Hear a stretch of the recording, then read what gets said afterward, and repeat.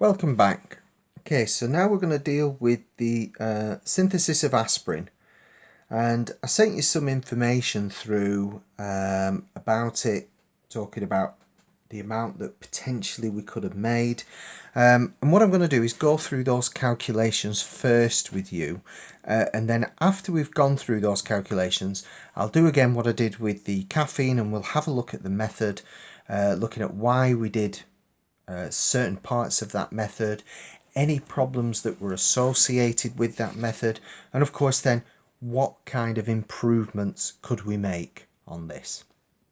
Okay, so I'm just going to turn over from the method, okay, and I'm just going to put on here, I apologise because I think I don't know if on your sheet I've got benzoic acid on this and it should say aspirin, but anyway, if we turn that over, and we're going to look at how we determine the theoretical yield, actual yield, percentage yield as well.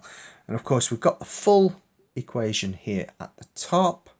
So what we've got to think about is how we're going to work out our actual yield.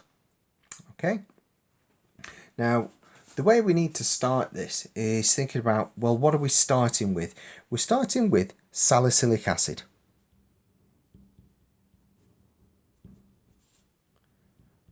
And in the method, it wants you to use 6 grams. Okay, so we're going to start off with 6.0 grams of this. What else do we know about salicylic acid? Well, one of the things we do know is its MR equals 138. So we can work out how many moles we would have in 6 grams. And of course, we do that by N equals M over MR, which equals 6 divided by 138. Okay, and I've got my trusty calculator here. 6 divided by 138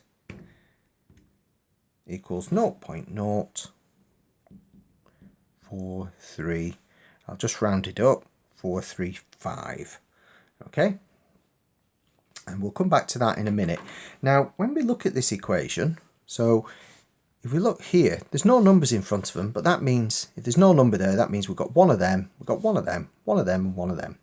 So we know we get, for 1 mole of salicylic acid, we are going to produce 1 mole of aspirin. So we can say 1 mole salicylic acid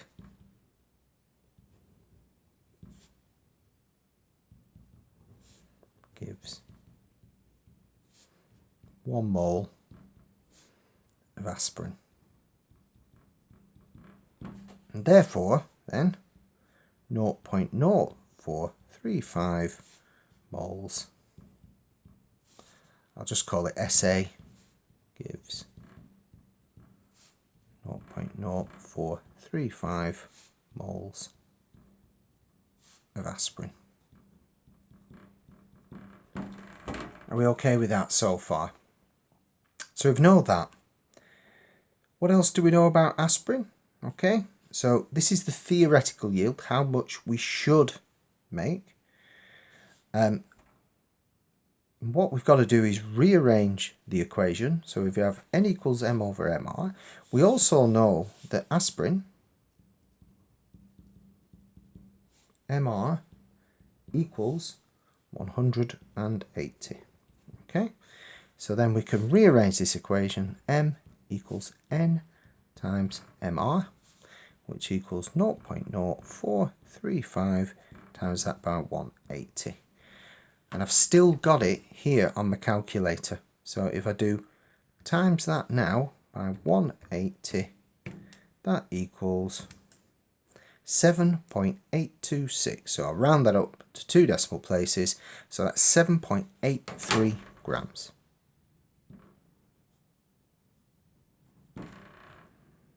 So that's how much aspirin we should get if everything goes 100% to plan. Our actual yield, now on the sheet that I sent you originally, I said to you, you extracted 1.96 grams. Okay, so our actual yield was 1.96 grams. Percentage yield. So how do we calculate percentage yield? So percentage yield equals your actual yield divided by theoretical yield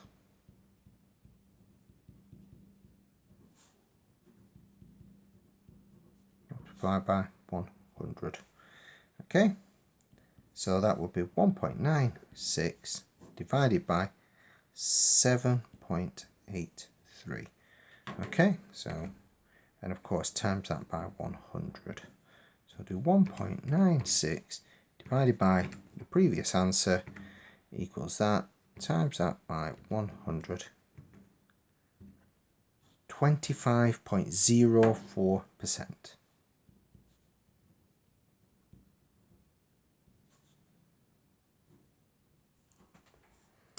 Not a particularly good yield, but this is where we're then going to look at our methodology and think about where issues could have occurred. Now, if I come back to the method again, and what we can do is we can look at what different parts of the method, why we do them, and again, any problems that we could have associated with them. Now, if we think about what we're doing, so if we work our way down, if we were to look at maybe number 3, okay, we're using 10 ml measuring cylinder, and we're going to measure out 10 milliliters of ethanoic anhydride. So this is ethanoic anhydride here, okay, and what we're going to think about when we're measuring out volumes, measuring cylinder, so this is obviously being used to measure out a volume of one of the reactants. Ethanoic anhydride is going to react with our salicylic acid to give us aspirin. That's why we're doing it. What problems could we be having? Okay, well, for one, measuring cylinders aren't the most efficient way of measuring volumes, and I'm sure some of you do know that potentially we could be measuring 10 ml, but actually the reality is it could be above or below that. We can struggle to get a definite quantification of that volume. Ways around this: we can use pipettes. We could also, if we knew the density, we could actually measure out how much ethanoic anhydride by measuring the mass. So again, this is helping us to be more precise about the amount of ethanoic anhydride that we're using, and that we do have enough to get conversion of our salicylic acid into aspirin. Something to think about there. Next one that we're doing, if we move down, we're going to be using a kettle. Now, the reason that we're using a kettle, so if we look at 5 and 6, is that this reaction really needs to be kept above 60 degrees C. If it's below that, the reaction does go ahead, but it is quite slow, even though we have added concentrated sulfuric acid as a catalyst. So really we need to make sure that we're maintaining that temperature. So that's why we're doing it. We're doing this so that we can speed up the reaction, so that we're getting more conversion of our ethanoic anhydride and salicylic acid into aspirin. Problem with that? Well, first one, ethanoic anhydride is fairly volatile. So we could, if we're heating it up, we could actually be losing some of this reactant, the ethanoic anhydride, to the atmosphere. So if we're reducing that amount, then potentially we're not going to be making as much aspirin. What's a way round? Well, a good way around this would be to do the reaction under reflux. If we were to do it under reflux, we'd actually be able to maintain the temperature better.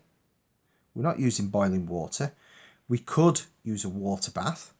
It's sealed, and because it's under reflux, we could, in theory, raise the temperature even more.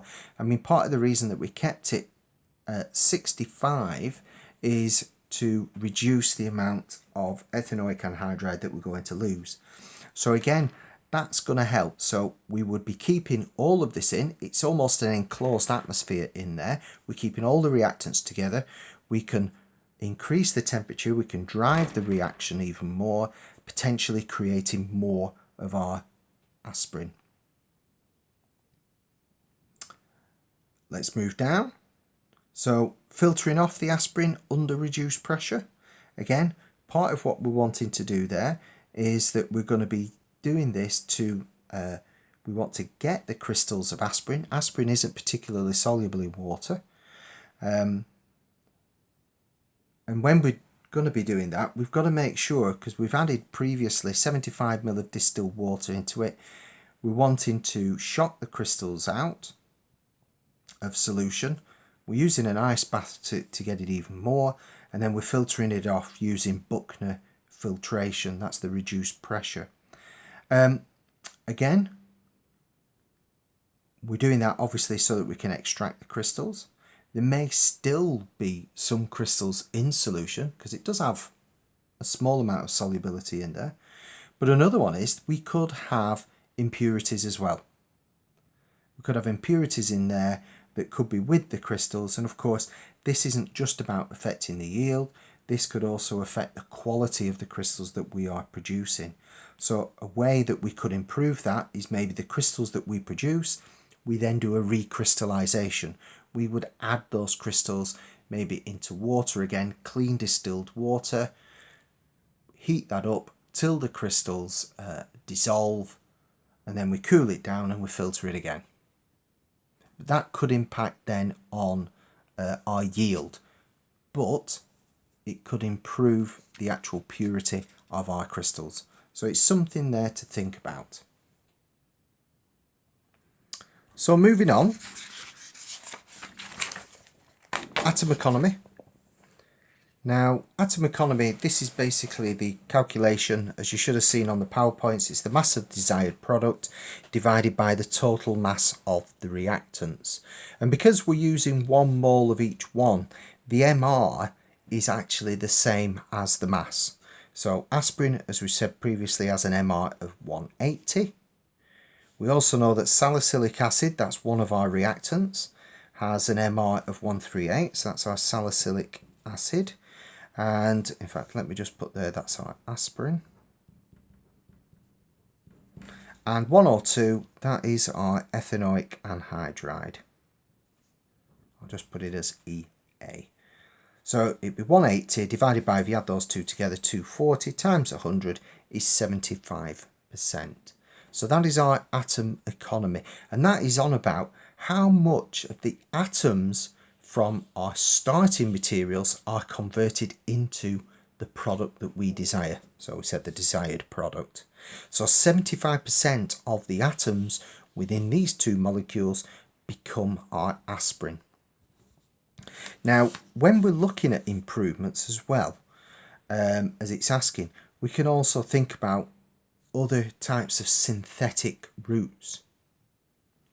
And with aspirin, I've just looked at here, and it's on about, well, we've discussed about the principles associated. We talked about how we could improve, how we could potentially improve yield by using reflux instead. Purity could be by doing a recrystallization. How could we improve atom economy? Now, we are using a reaction. We're given this reaction, salicylic acid, ethanoic acid, to give us aspirin. We can do a different type of synthesis. Okay, so we can use salicylic acid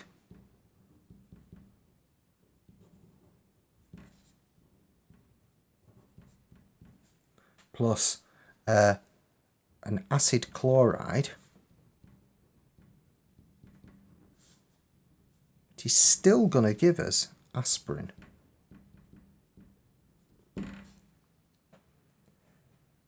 And again, this is something that we can start thinking about.